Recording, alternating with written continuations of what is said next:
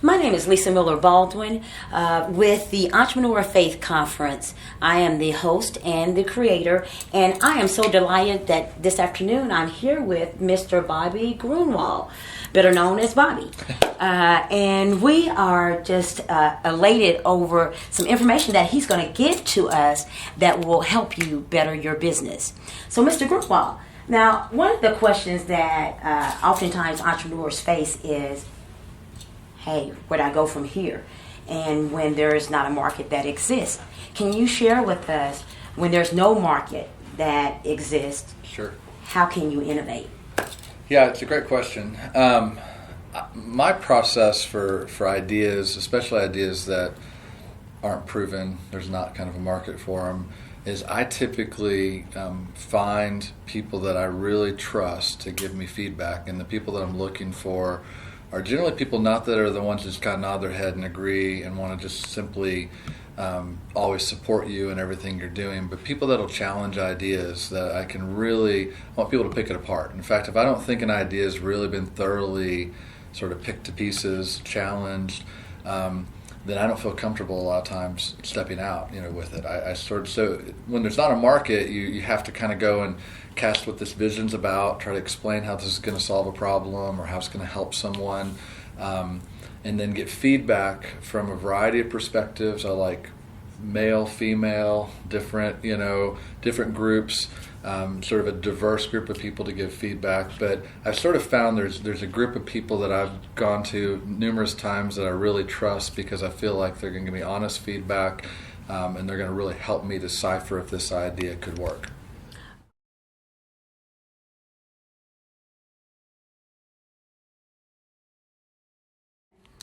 My next question for you today is, tell me, how important is innovation in business, and how do you spark it?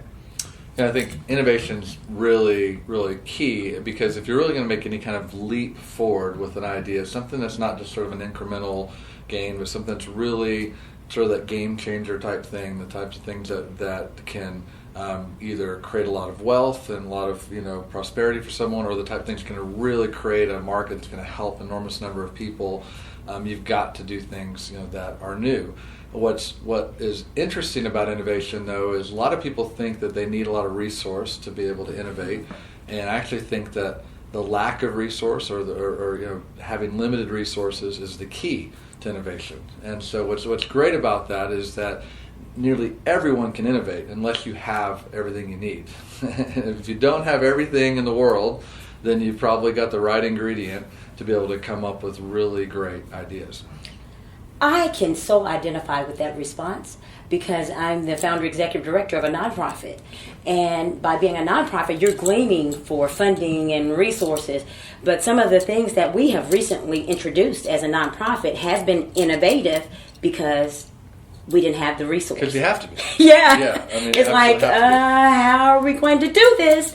And so we've created some different programs because of that. So I can so identify with that response. Thank you so much for sharing. The next question that I wanted to ask you was, what are some of the obstacles that you have faced, that you have overcame, and what did you do to overcome them? Sure. So when we started the Bible app, YouVersion, originally it was just simply an idea that we had to build a website. The question was, could we be at one of those moments in history where if we could just leverage technology in the right way, we could help how this generation engages with the Bible? That was sort of the question that I was asking in the airport in Chicago back in 2006. I was in a long security line, and that's when I was processing this. Well, so we had this idea right there in the security line. Came back, talked to the group of people I was just mentioning to get feedback, sort of challenge the idea, and then decided this is something we want to go and take a risk and try to do and step out in. Well, the first thing we realized was that the Bible's owned by a lot of other people, like their publishers and groups. Well, let's say how ignorant I was, I didn't even fully comprehend that. So I had to go and convince people I had no relationship with to take this text that they'd been selling and make it available for free, because we couldn't afford to do it otherwise, on this website that we were going to create. And that was an immediate obstacle. Basically, the very first thing I needed, the most important thing that I needed to succeed, required us to figure out how to build relationships, how to get connected to people that had no connection to whatsoever, and then how to be persistent enough to kind of push through that obstacle because you got told no, I don't know how many times, before we finally got someone that said yes. And then to top all that off, we're then trying to actually build the technology side of it. So that was just the part that had nothing to do with actually the idea itself and what was involved. And of course, we stepped out and built this website in 2007 and discovered a couple months into it that the problem was that no one was really going to the website, or the ones that weren't staying, and because it wasn't really working. And so this thing we know today is the Bible app with 150 million smartphones and tablets that have installed it, started right out of the gate with a failure, something that actually didn't work. And I think many times entrepreneurs, they have an idea, they go through a process, and then their very first step is maybe a misstep, right. Or it could seem that way.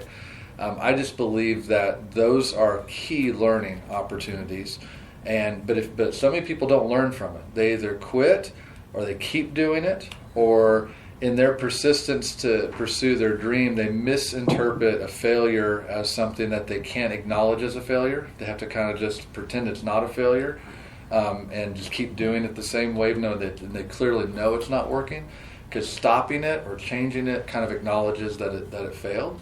And I think the key for us was we recognized it wasn't working, recognized it failed right out of the gate, unfortunately, but then try to understand why. Try to understand what were the things that we could learn from it, and is this the thing where we just need to stop altogether and try something completely different, or is it something that we could adjust or change based on what we're learning, which is what we did, and then moved it from a website to a mobile website to ultimately an app, and begin to see traction and how God was using that every step of the way. So we faced a lot of obstacles at the beginning. And it's not unlike what any entrepreneur would face. The key is sort of what you do with those obstacles. When to push through, when to adjust, when to stop. And I think that's all a part of the process that God uses to help us grow and develop, help refine ideas, help us to gain the understanding that sometimes we need to gain to be successful later on. I love that. And one of the things that I applaud you and your company for is that you recognize the market. Now you have an app for children and also for the Hispanic community. Sure. You have one in Spanish. Sure. So you recognize the need and even grew from your failures. Sure. So, I mean, that's commendable, and I know a lot of entrepreneurs will be blessed by you sharing that. One of the other things that I wanted to ask you, in particular since this is a faith conference, Sure. is that